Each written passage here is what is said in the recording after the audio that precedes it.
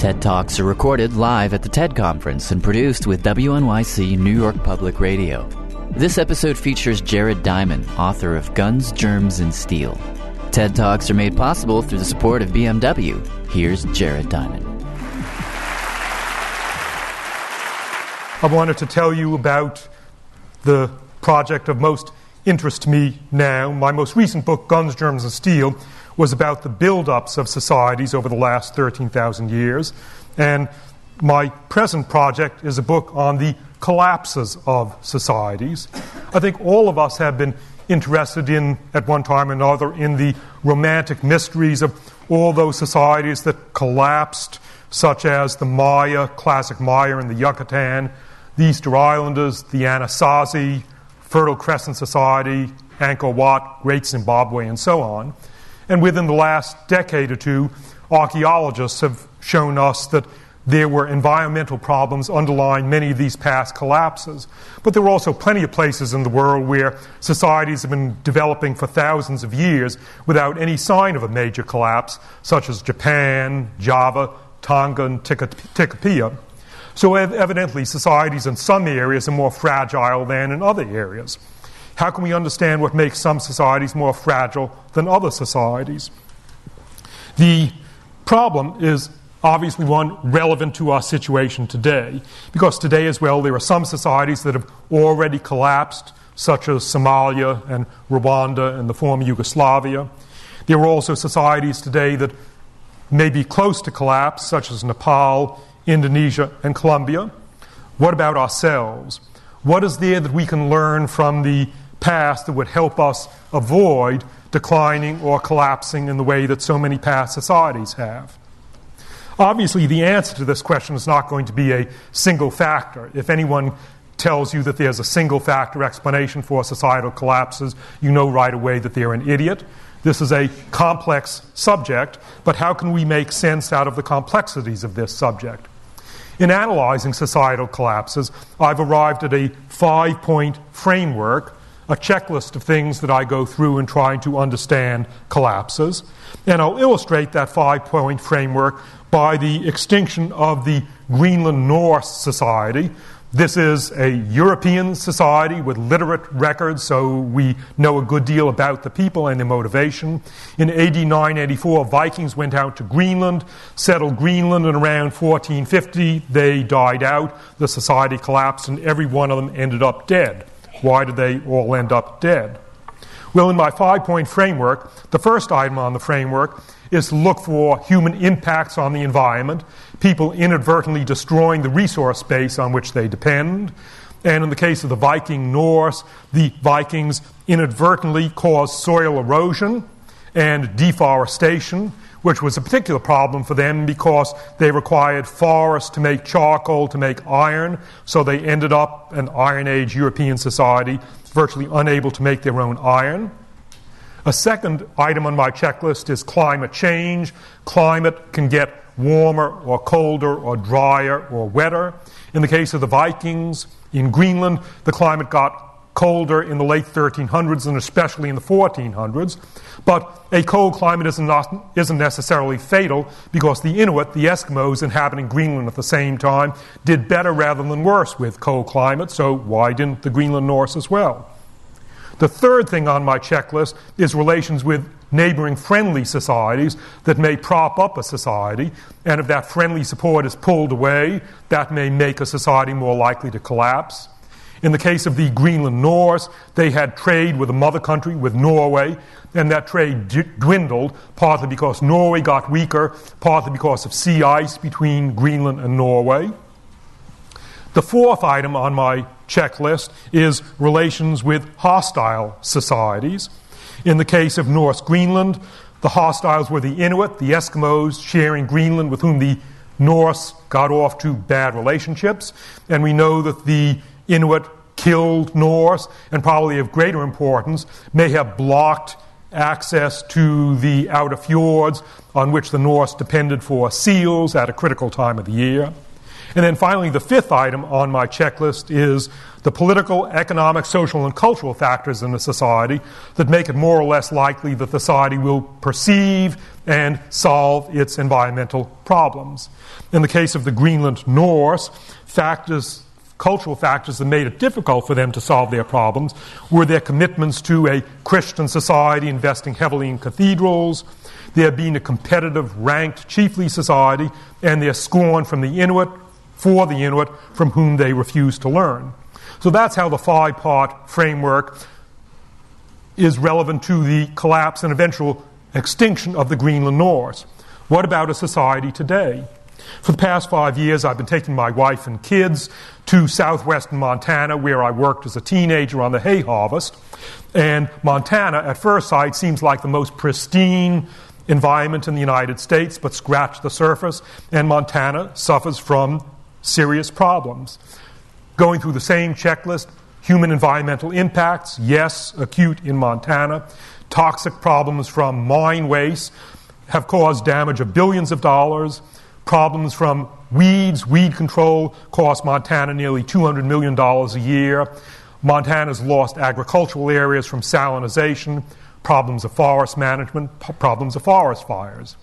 Second item on my checklist, climate change. Yes, the climate in Montana is getting warmer and drier, but Montana agriculture depends especially on irrigation from the snowpack.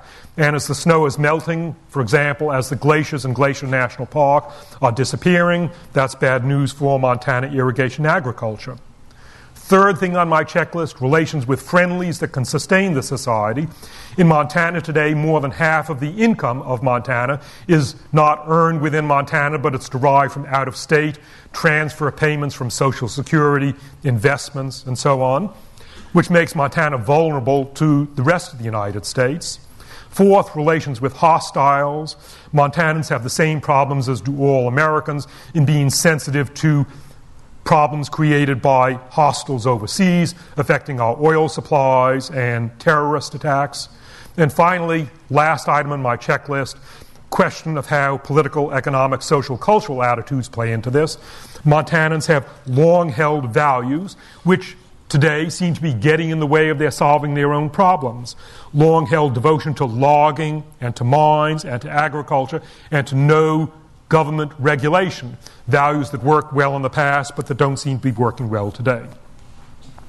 So I'm looking at these issues of collapses for a lot of past societies and for many present societies. Are there any general conclusions that arise?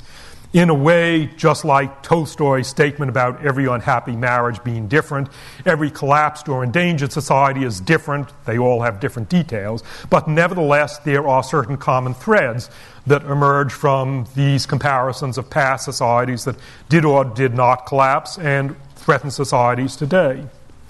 One interesting common thread has to do with, in many cases, the rapidity of collapse after a society reaches its peak. There are many societies that don't wind down gradually, but they build up, get richer and more powerful, and then within a short time, within a few decades after their peak, they collapse. For example, the classic lowland Maya of the Yucatan began to collapse in the early 800s, literally a few decades after the Maya were building their biggest monuments and Maya population was greatest. Or again, the collapse of the Soviet Union took place within a couple of decades, maybe within a decade, of the time when the Soviet Union was at its greatest power. An analog would be the growth of bacteria in a petri dish. These rapid collapses are especially likely where there's a mismatch between available resources and resource consumption, or a mismatch between economic outlays and economic potential. In a petri dish, bacteria grow. Say they double every generation, and 5 generations before the end, the petri dish is 15/16 empty, and then the next generation is 3/4 empty, and the next generation half empty. Within 1 generation after the petri dish still being half empty, it is full, there's no more food, and the bacteria have collapsed. So this is a frequent theme that societies collapse very soon after reaching their peak in power. What it means, to put it mathematically, is that if you are concerned about a society today, you should be looking not at the value of the mathematical function, the wealth itself, but you should be looking at the first derivative and the second derivatives of the function. That's one general theme. A second general theme is that there are many often subtle environmental factors that make some societies more fragile than others, and many of those factors are not well understood. For example, why is it that in the Pacific, of those hundreds of Pacific islands, why did Easter Island end up as the most devastating case of complete deforestation? It turns out that there were about 9 different environmental factors, some rather subtle ones, that were working against the Easter Islanders. And they involve fallout of volcanic tephra, latitude, rainfall. Perhaps the most subtle of them is that it turns out that a major input of nutrients, which protects island environments in the Pacific, is from the fallout of continental dust from Central Asia. Easter, of all Pacific islands, has the least input of dust from Asia, restoring the fertility of its soils, but that's a factor that we didn't even appreciate until 1999. So, some societies, for subtle environmental reasons, are more fragile than others. And then, finally, another generalization, because I'm now teaching a course at UCLA to UCLA undergraduates on these collapses of societies. What really bugs my UCLA undergraduate students is, how on earth did these societies not see what they were doing? How could the Easter Islanders have deforested their environment? What did they say when they were cutting down the last palm tree? Didn't they see what they were doing? How could societies not perceive the impacts on the environment and stop in time? And I would expect that if the human civilization carries on, then maybe in the next century, people will be asking, why on earth did these people today in the year 2003 not see the obvious things that they were doing and take corrective action? It seems incredible in the past. In the future, it will seem incredible what we are doing today. And so I've been trying to develop a hierarchical set of considerations about why societies fail to solve their problems, why they fail to perceive the problems, or if they perceive them, why they fail to tackle them, or if they fail to tackle them, why they fail to succeed in solving them. I'll just mention 2 generalizations in this area. One blueprint for trouble, making collapse likely, is where there's a conflict of interest between the short-term interests of the decision-making elites and the long-term interests of the society as a whole, especially if the elites are able to insulate themselves from the consequences of their actions. Where what's good in the short run for the elite is bad for the society as a whole, there's a real risk of the elite doing things that will bring the society down in the long run. For example, among the Greenland Norse, a competitive rank society, what the chiefs really wanted is more followers and more sheep and more resources to outcompete the neighboring chiefs, and that led the chiefs to do what's called flogging the land, overstocking the land, forcing tenant farmers into dependency, and that made the chiefs powerful in the long run, but led to the society's collapse in the short run, but led to the society's collapse in the long run. Those same issues of conflicts of interest are acute in the United States today, especially because the decision makers in the United States are frequently able to insulate themselves from consequences by living in gated compounds, by drinking bottled water, and so on. And it is, within the last couple of years, it's been obvious that the elite in the business world correctly perceive that they can advance their short-term interests by doing things that are good for them but bad for society as a whole, such as draining a few $1 billion out of Enron and other businesses. They are quite correct that that these things are good for them in the short term, although bad for society in the long term. So that's one general conclusion about why societies make bad decisions, conflicts of interest.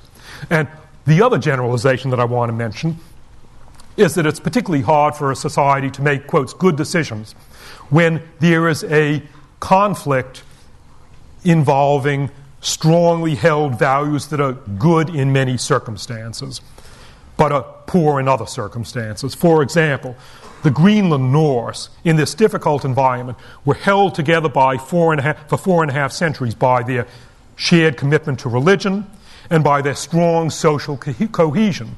But those 2 things, commitment to religion and strong social cohesion, also made it difficult for them to change at the end and to learn from the Inuit. Or today, Australia. One of the things that enabled Australia to survive in this remote outpost of European civilization for 250 years has been their British identity. But today, their commitment to a British identity is serving Australians poorly in the need to adapt to their situation in Asia. So it's particularly difficult to change course when the things that get you in trouble are the things that are also the source of your strength. What's going to be the outcome today? Well, all of us know the dozen sorts of ticking time bombs going on in the modern world, time bombs that have fuses of a few decades to all of them not more than 50 years, and any one of which can do us in. The time bombs of water, of soil, of climate change, invasive species, the photosynthetic ceiling, population problems, toxics, etc., etc. List about 12 of them. And while these time bombs, none of them has a fuse beyond 50 years, and most of them have fuses of a few decades, some of them, in some places, have much shorter fuses. At the rate at which we're going now, the Philippines will lose all its accessible loggable forest within 5 years, and the Solomon Islands are only 1 year away from losing their loggable forest, which is their major export, and that's going to be spectacular for the economy of the Solomons. People often ask me, Jared, what's the most important thing that we need to do about the world's environmental problems? And my answer is the most important thing we need to do is to forget about there being any single thing that is the most important thing we need to do. Instead, there are a dozen things, any one of which could do us in, and we've got to get them all right. Because if we solve 11 and we fail to solve the 12th, we're in trouble. For example, if we solve our problems of water and soil and population, but don't solve our problems of toxics, then we are in trouble. The fact is that our present course is a non-sustainable course, which means by definition that it cannot be maintained. And the outcome is going to get resolved within a few decades. That means that those of us in this room who are less than 50 or 60 years old will see how these paradoxes are resolved, and those of us who are over the age of 60 may not see the resolution, but our children and grandchildren certainly will. The resolution is going to achieve either of two forms. Either we'll resolve these non-sustainable time fuses in pleasant ways of our own choice by taking remedial action, or else these conflicts are going to get settled in unpleasant ways, not of our choice, namely by war, disease, or starvation. But what's for sure is that our non-sustainable course will get resolved in one way or another in a few decades. We have a choice. Does that mean that we should get pessimistic and overwhelmed? I draw the reverse conclusion. The big problems facing the world today are not at all things beyond our control. Our biggest threat is not an asteroid about to crash into us, something we can do nothing about. Instead, all the major threats facing us today are problems entirely of our own making. And since we made the problems, we can also solve the problems. That then means that it's entirely in our power to deal with these problems. In particular, what can all of us do? For those of you who are interested in these choices, there are lots of things you can do. There's a lot that we don't understand and that we need to understand. And there's a lot that we already do understand but aren't doing and that we need to be doing. Thank you.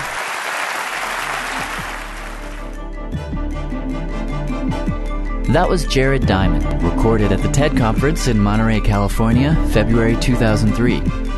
TED Talks are produced by WNYC New York Public Radio for TED and made possible in part through the support of BMW. For more information on TED, visit TED.com.